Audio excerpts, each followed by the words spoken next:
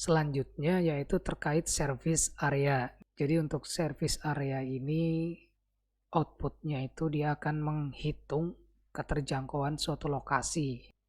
Jadi misalkan kita punya di sini katakanlah rumah ya misalkan. Asumsikan misalkan rumah ini merupakan rumah pemadam kebakaran. Jadi kita akan coba melihat, kita akan coba menganalisis jarak efektif tempuh dari lokasi rumah pemadam kebakaran ini sampai sejauh perjalanan itu untuk melakukan pemadaman kebakaran sampai ke lokasi dengan efektif, katakanlah dengan jangkauan sekitar 5 km misalkan di sini. Oke. Kita akan coba kalkulasi keterjangkauannya.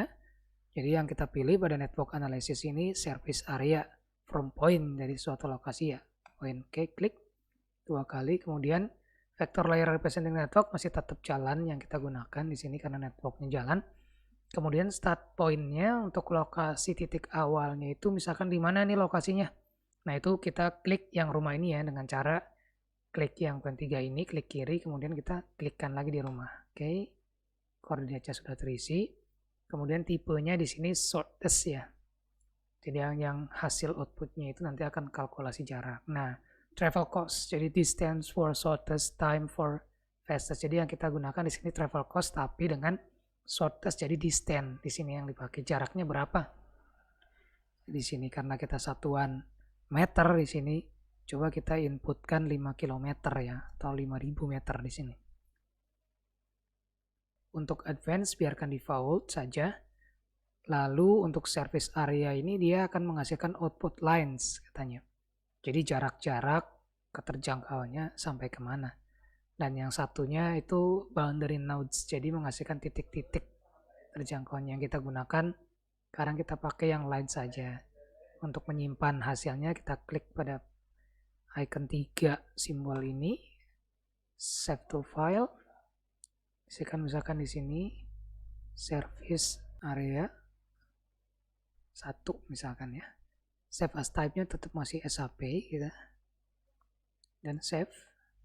Nah, kemudian coba kita run algoritmanya. Oke, task complete. Coba lihat. Nah, kita coba pertebal di sini ya. Klik dulu pada service area 1, layer styling. Ini kita klik. Nah,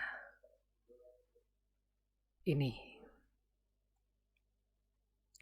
Jadi dari satu titik atau rumah pemadam kebakaran ini dia keterjangkauannya itu sampai wilayah ke sini kalau di bagian utara. Kalau ke selatan dia hanya sampai di wilayah ini.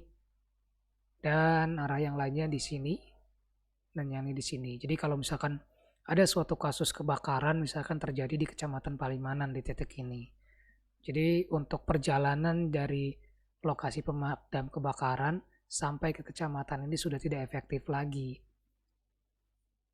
Lebih baik kalau misalkan membuat suatu stasiun pemadam kebakaran lagi di daerah sini agar keterjangkauannya terpenuhi di sini. Jadi ketika ada kasus kebakaran akan langsung cepat tertangani. Kalau misalkan di sini diasumsikan travel cost-nya itu sejauh 5 km tadi. Kemudian kita akan coba menggunakan yang service area from layer. Intinya sama sebetulnya, cuman untuk input parameternya saja yang berbeda, yaitu dari layer. Kita misalkan coba buka ini, service area ini kita tetap vector layer ini yang representing network masih tetap jalan. Nah, vector layer with start point kita pilih di sini layer misalkan lokasi, jadi dari 2 lokasi ini ya. Kemudian kita pilih shortest di sini. Travel cost kita masih sama isikan misalkan 5000 meter atau 5 km. Save as-nya kita save. Service area ini yang kedua. Oke. Kemudian run.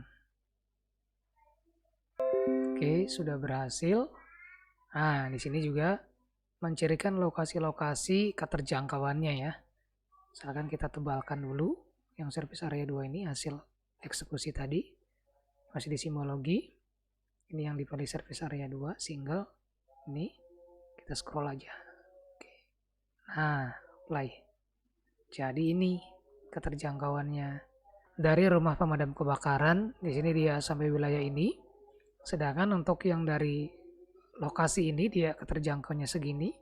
Dan untuk yang satunya yaitu segini. Jadi kalau misalkan ada gap di sini wilayah, ada suatu kasus kebakaran di sini, berarti sebaiknya pembuatan stasiun atau pemadam kebakarannya ini memperhitungkan jarak antar pos pemadam kebakarannya. Biar tidak ada gap yang seperti ini. Jadi kalau misalkan ada yang di sini bingung dia. Mau dibangun lagi pun sayang karena sebenarnya sudah terlalu dekat dan keterjangkauannya ya dengan kos yang 5 km tadi. Jadi dengan menggunakan analisis ini kita bisa tahu ya untuk merencanakan pembangunan, misalkan di sini itu pos pemadam kebakaran itu baiknya di mana saja setelah kita mengetahui travel cost-nya itu sendiri, misalkan efektif perjalanan waktunya itu berapa lama. Coba kita lihat atributnya dari service area ini. Oke, ada dua feature di sini, yaitu yang pertama dan yang kedua. Yang pertama ini dari Kecamatan Sumber, yang keduanya dari wilayah Kecamatan Palimanan. Jadi di sini hanya ada informasi start point-nya saja di sini nih. Koordinat titik ini koordinat titik ini. Nah, sekarang yang tadi kita lakukan itu kan baru menggunakan metode kalkulasinya itu kan shortest ya di sini untuk jarak terdekatnya. Nah, coba untuk yang metode yang satunya sama Bapak dan Ibu dengan fastest ini coba dieksekusi. Nanti coba bandingkan hasil atributnya itu akan seperti apa. Ya, seperti itulah untuk materi networking analysis ini.